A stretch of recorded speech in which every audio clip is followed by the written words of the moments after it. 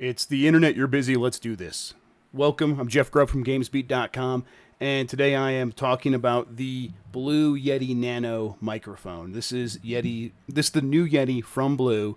As the name suggests, it is smaller. It is the Yeti Nano. Nano means very, very tiny. I believe that is, it's Latin for, ooh, so small. Sorry, I apologize for that. I like this microphone. I like the Blue Yeti. It is a USB microphone. It does not have any extra outputs for anything else, any other options. So think about it as the basic USB content creator microphone. It is like the Yeti, great for podcasts, great for YouTube videos. If you really cherish your audio, you're going to get better stuff out there for a lot more money. There is a jump out there from this, which I think is going for $100, up to the next tier, which is, getting the XLR stuff and your own sound mixers and USB boards and things like that. Those can really improve your audio, add an extra layer of professional quality to your audio content. But it's a big jump in price. It's a big asking point. So if you're just getting started, but you still want to sound okay, that's where Blue Yeti microphones, I think, are really key. You don't have to go out and spend a lot of money. You could just get started with something like this. But why get the Yeti Nano over the Yeti Pro? Or I'm sorry, just the Yeti. There is a Yeti Pro, and that does have an XLR output. So the Yeti Nano, it kind of fits into a smart space for Blue, where it is going to be more ideal for people who are gaming and want to create content using a Blue Yeti microphone, or people who are doing a lot of vlogs and they don't have a lot of space. The original Blue Yeti, I have it around here somewhere. It's pretty big. Let me just grab it. Oh, it's all tangled. So this, I still have it in stand, so it's not quite the same thing. This has a stand of its own. It looks pretty similar to this. You can see it's a honking big boy. It's a big beast. I could take this off just so you can kind of get a more fair comparison. That's a big boy. And this is much more compact. I think that's going to make sense for a lot of people who... I'm trying to set this down without destroying everything. That's going to make a lot of sense for people who have crowded desk space or small desks in general. You just want something that could sit there, sound good, and stay out of the way most of the time. That's going to be the Yeti Nano. As for sound quality and mic monitoring and options, all that stuff is it nails it. It has what it needs to have. First, I think it does sound very good. We could do a sound comparison to the Yeti. I'll have a link in my in the description and in the story if you're watching this on GamesBeat.com. It should be embedded there, actually, the SoundCloud playlist of my microphone tests. So you can compare this directly to the Yeti and a few other headphones and headsets and microphones to see how it sounds. But I think it sounds great. I've been using it for the last couple of our podcasts. I've been using it for videos, and it's nice. I think there are some other options in this price range. Oh, I could tell I just popped there because I'm looking right at the microphone. Don't do that, or get a pop filter. In this price range, there's some other options. You can go like with the Razer Siren or something like that. I think this sounds better than the Razer Siren. Your voice sounds more natural, more less processed, I would say. You're still going to get some of that from this because, again, it's just a USB microphone doing all of the work. But that's the other thing I like. It's very simple. It just works. There is behind this microphone a pretty beefy tower with a way too loud power supply unit in that PC that just runs all the time and is so loud, and I hate it, and I'm going to replace it as soon as I get some time. But it's loud, but it's right behind this microphone, and I don't think you should be able to hear it. I have the mic monitoring on, another great feature that has always been in Blue Yeti microphones and Blue microphones in general. And I can't hear that computer right now. That computer is if I take off my headphones, I can hear it. But like this, it seems like it's doing a really good job of just catching the audio in front of the microphone. Now, that is one of the features you can see right here on the button here. There is a button. It has two options, two modes.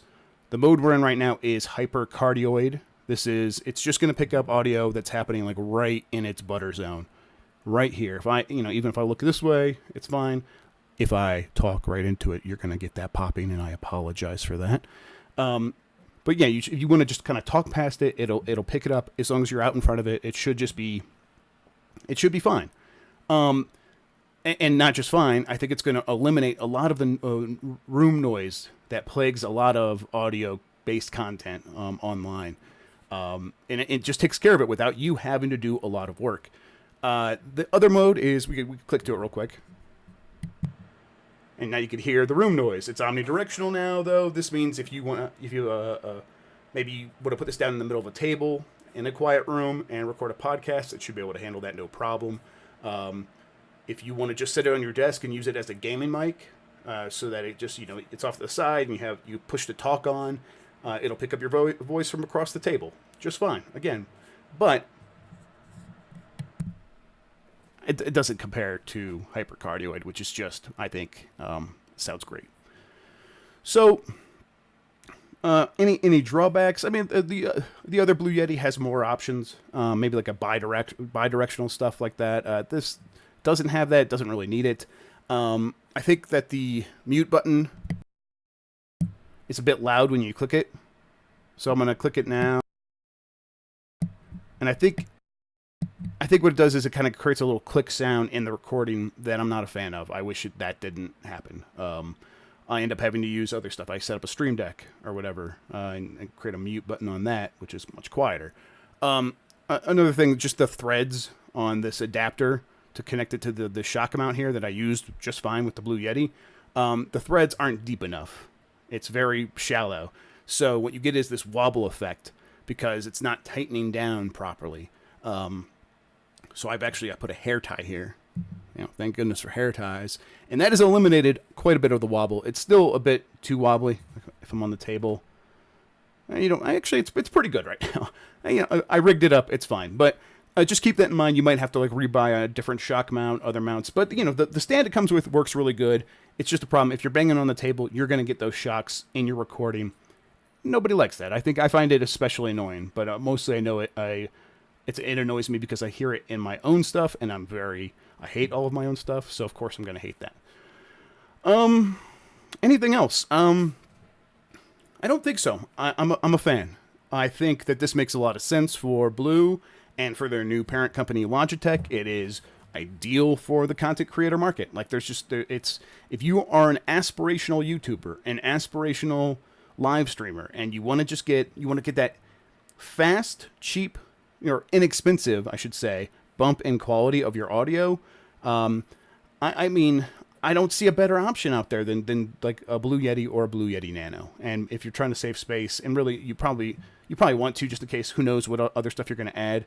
It's always best to get consider size as the fifth thing down after price and quality and durability and compatibility and all this stuff. And then it's okay, well, can I get the smallest one possible so that I still have plenty of room in my space for everything else that I need?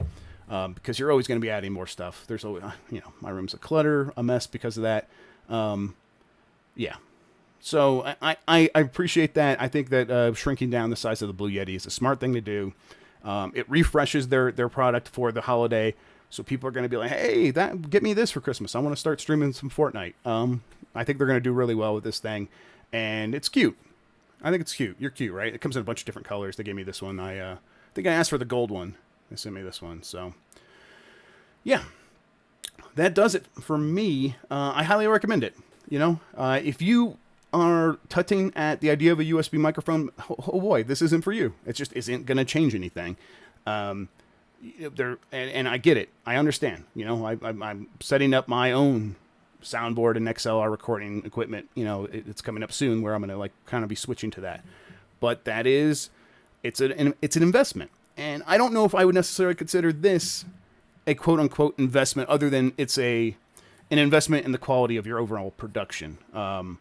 If you are starting from zero, if you are going from built-in webcam and microphone on a laptop or whatever, this is it's an infinite times increase in quality because you're starting from zero, and no number you can multiply by zero can equal anything else except for 0.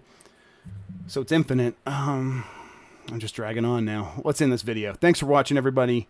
Jeff Grubb, GamesBeat. I hope I didn't forget to turn on the microphone this time. That might have happened last time. If anyone saw that, I apologize. Thank you for yelling at me in the comments.